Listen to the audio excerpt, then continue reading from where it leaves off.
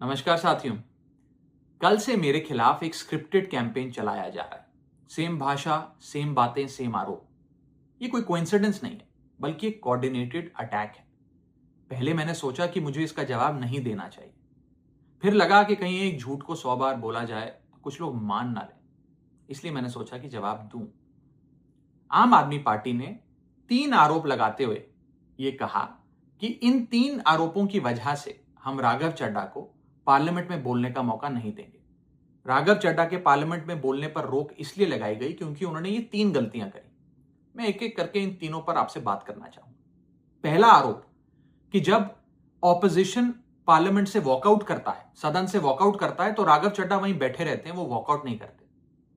ये सरासर झूठ है, सफेद झूठ। मैं चुनौती देता हूं, एक इंस्टेंस, एक दिन ऐसा बताइए जब ऑपोजिशन ने वॉकआउट किया हो और मैंने उनका साथ ना दिया हो, मैं साथ में वॉकआउट नहीं किया हो। और पार्लियामेंट में तो हर जगह सीसीटीवी कैमरा है। आप सीसीटीवी कैमरा निकाल कर दिखा दीजिए, दूध का दूध और पानी का पानी हो जाएगा। दूसरा आरोप लगाया कि राघव चड्ढा ने चीफ इलेक्शन कमिश्नर के इंपीचमेंट मोशन पर, यानी कि मुख्य चुनाव आयुक्त को हटाने वाली जो याचिका थी, उस पर साइन करने से मना कर दी। दूसरा सफेद झूठ। ना मुझे आम आदमी पार्टी के किसी भी नेता ने इस मोशन पर साइन करने के लिए कहा, ना औपचारिक तौर पर कहा, ना अनौपचारिक तौर पर कहा।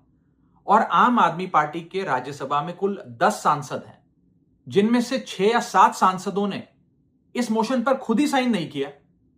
तो भला इसमें मेरी क्या गलती? खाली सारा दोष मुझ पर ही क्यों मढ़ा जा रहा है? और इस मोशन के लिए राज्यसभा में कुल 50 सिग्नेचर चाहिए होते हैं, यानी कि 105 विपक्षी सांसदों में से मात्र 50 सिग्नेचर से ये याचिका पूरी हो जाती। तो इतना शोर क्यों? और तीसरा आरोप जो मुझ पर लगाया गया वो ये था कि राघव चड्ढा डर गए हैं और इसलिए वो बेकार मुद्दे उठाते हैं। पहली बात मैं बता दूं कि मैं पार्लियामेंट में शोर मचाने, चीखने, चिल्लाने, माइक तोड़ने या गाली देने नहीं गया।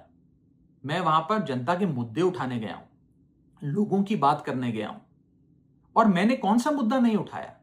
मैंने जीएसटी से लेकर इनकम टैक्स की बात करी, पंजाब के पानी से लेकर दिल्ली की हवा का मुद्दा उठाया, हमारे सरकारी स्कूलों की हालत से लेकर कैसे पब्लिक हेल्थ केयर इंस्टीट्यूशंस को मजबूत किया जाए, इंडियन रेलवेज में जो पैसेंजर्स ट्रैवल करते हैं उनकी समस्याएं रखी, यहां तक कि मेंस्ट्रुअल हेल्थ, एक ऐसा मुद्दा जिसके बारे में लोग बात करने से कतराते हैं, वो बातें तक रखी। बेरोजगारी से लेकर महंगाई तक तमाम मुद्दे उठाए। आप मेरे 4 साल का पार्लियामेंट का ट्रैक रिकॉर्ड उठाकर देख लीजिए। और मैं पार्लियामेंट में इंपैक्ट क्रिएट करने गया हूं, मैं पार्लियामेंट में रकस क्रिएट करने नहीं गया। ये टैक्स पेयर के पैसे से जो पार्लियामेंट चलती है, उस टैक्स पेयर के मुद्दे उठाने में पार्लियामेंट में गया हूं।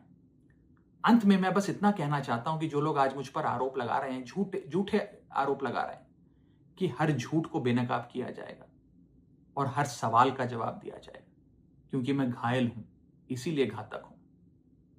जय हिंद।